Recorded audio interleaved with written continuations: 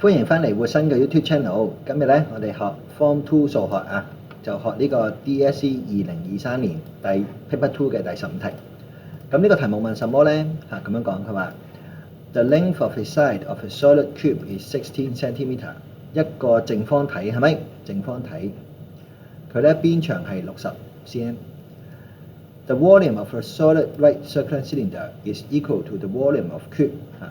圓柱體啊 cylinder 圓柱體，體積等於體積係咪？咁我哋就解方程啊，等於喺度。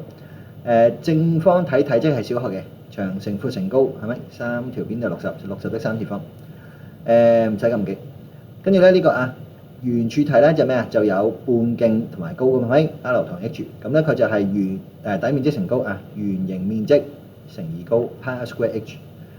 咁但係你兩個未知數咧，一條式係搞唔掂噶嘛，所以佢係跨課題啊，聯立方程啊，一式二式，一式二式要兩條式。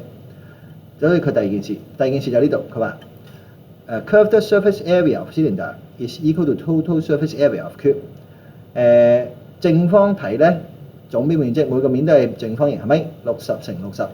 咁佢1、2、3、4、5、6個面啊嘛，所以就60的2次方咧就要乘翻6啦，係咪？呢個就係正方體嗰個總表面積。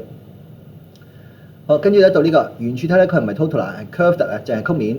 曲面咧就係圓周乘高啊，2πr 圓周乘翻高 h。呢個咧就係圓柱體嗰個曲面啊 curved surface area。咁跟住咧聯立方程咧，平時我哋做咩 x 加 y、x 減 y 嗰啲咧，你就兩條式相加或者相減嗰啲係咪？但係而家唔係啊，而家係乘除嘅。咁咧而家如果啲式係相乘咧，咁我哋點算？啲式如果相乘咧，就要將佢相除咯，一式除二式咁樣除。咁你60的3次同60的2次係咪約咗？